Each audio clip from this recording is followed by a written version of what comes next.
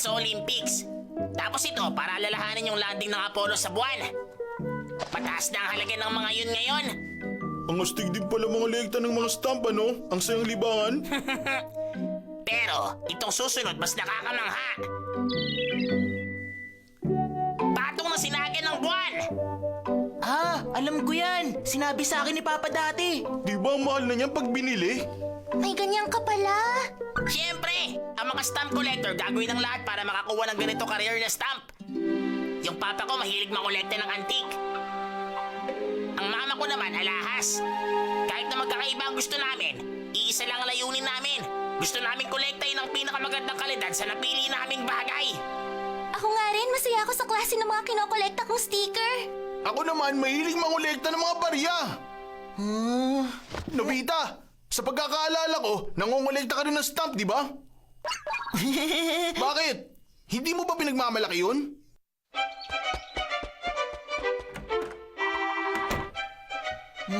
Koleksyon ko pala ha. Kailangan mo ng pera? Saan mo gagamitin? Pambili ng stamps. Stamp ba ka mo? Akala ko ba tinigil mo na mangolekta noon? Gusto ko pong sumulat ulit eh. Hindi kita bibigyan. Mabilis ka namang magsawang mangolekta eh. Kaya wag mo na lang simulan. Hindi ko maintindihan kung bakit sinabi yun. Siyempre, kilala ka nila. Wala akong maipagmamalaking kahit ano. Naalala ko bigla, di ba meron ka rin namang astig na kinokolekta? Ha? Talaga? Ano kayang hinahanap niya? Ha? Ayan, nakita ko na.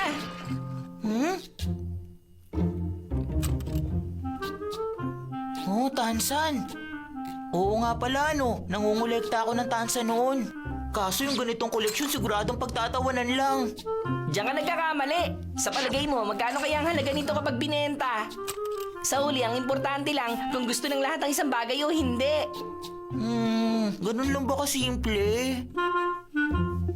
Isipin mo, mapastampo alahas man yan, kahit sila pa ang pinakamahal na bagay sa mundo, kung wala namang may gusto sa kanila, eh di pa pilad bato lang sila, walang pinagkaiba sa basura.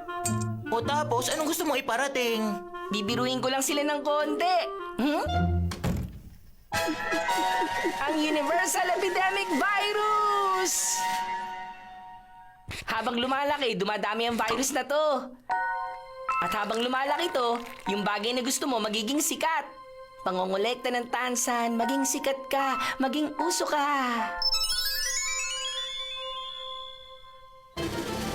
Tapos, ikalat natin sa labas!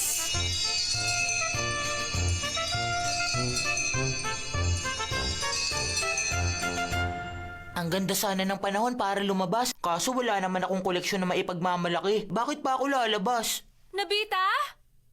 Po! Halika dito, may ipapabili ako.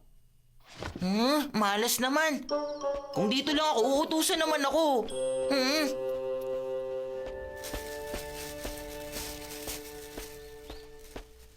Shizuka, tignan mo to oh.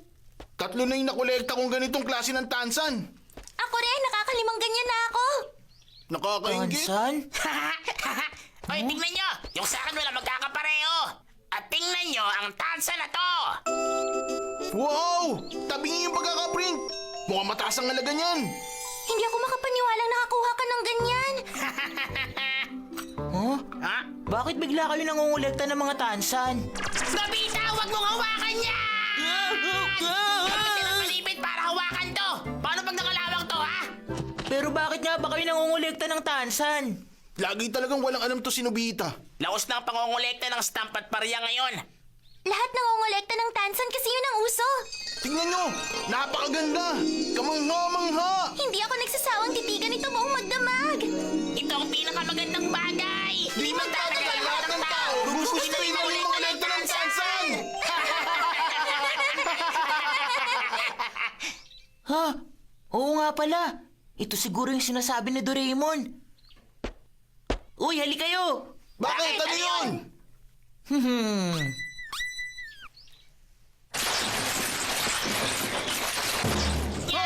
Ganito karami yung tansan ni Nobita?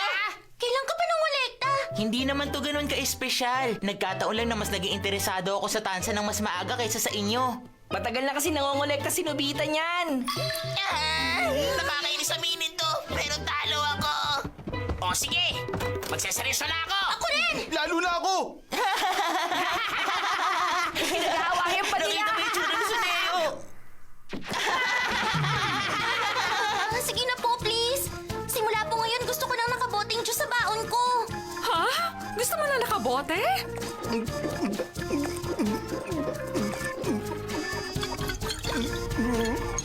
Dahil pare-pareho yung ininom ko medyo nakakasawang ubusin.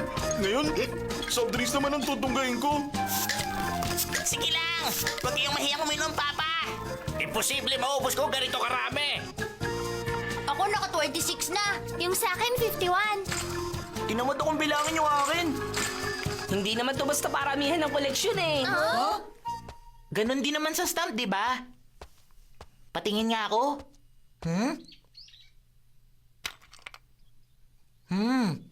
Tansa na may print ng Mizutama to, ano? Ang totoo niyan, limited lang to nung tag-init nung nakaraang taon. Masasabi kong mataas talaga ang halaga ng tansa na ito. Ayos! Yun nga lang, Ha? masyadong malakas yung pagkakabukas dito kaya nayupi na. Isa pa, heto, tingnan mong mabuti. Yung print dun sa tansan, kumupas na ng konti. Sayang tuloy. Kung gusto niyo talaga mangolekta, kailangan maganda ang kondisyon ng mga tansan at kakaiba para dumasa ang halaga. Ganun ba? Halimbawa na lang, yung nasa koleksyon ni Nobita. Ito, tansa na binili ng August 12 na nakaraan taon sa Mikawaya, ang Skid Soda. Ito lang yung tanging bote sa Mikawaya na nalagyan ng ganitong print. Nandito rin yung resibo na may pirma nung nagbenta, si Manzuru Mikawaya. Mataas na ang halaga nito. Kahit anong gawin nyo, walang katulad dyan sa buong mundo. Kaya hindi nyo makukuha ang ganyan tansan kahit ilang libo o milyon pa ang ibayad ninyo. Ibang klase! Ang ganda ng koleksyon ni Nobita!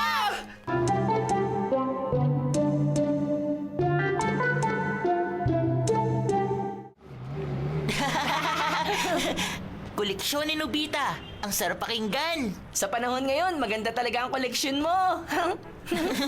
Maliit na bagay, wala namang special dun. Ay, tingnan mo yun. Ha? Ano yun? Doraemon, anong tindahan ba yung maraming tao?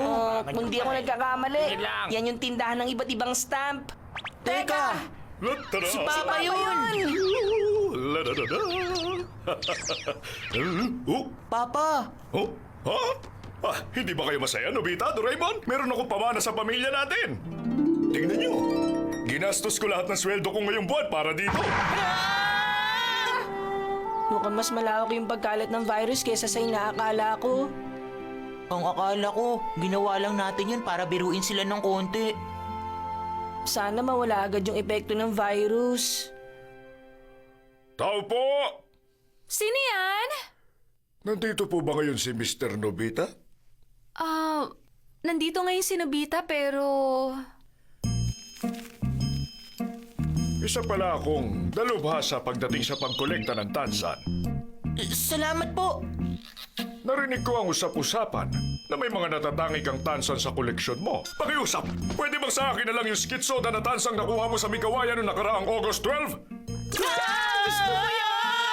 Alam ko naman ang halaga ng tansa na yun. Siyempre hindi ko yun hihingi ng libre. Ayos na ba ang 100,000?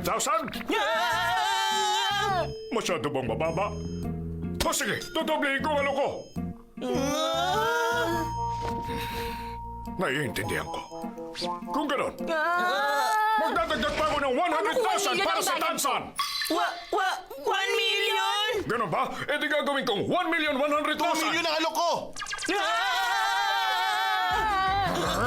2,100,000! 2,250,000! 2,500,000! 3,150,000!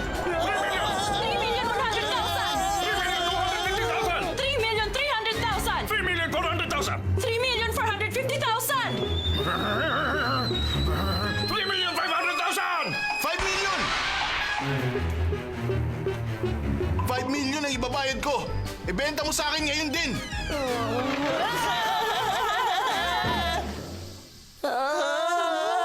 Ibibenta mo ba sa akin ng 10 million?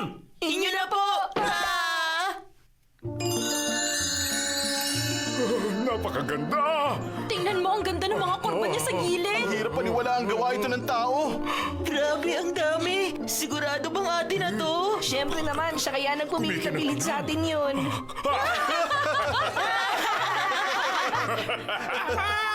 Sandali. Bakit ko nga ba ulit gusto ang ganitong klaseng bagay? Sumakay tayo sa magandang cruise at ikutin ng buong mundo.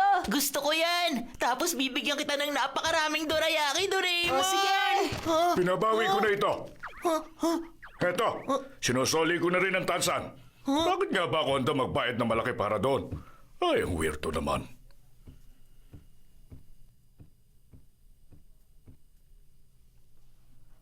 Ay, umalis na sila.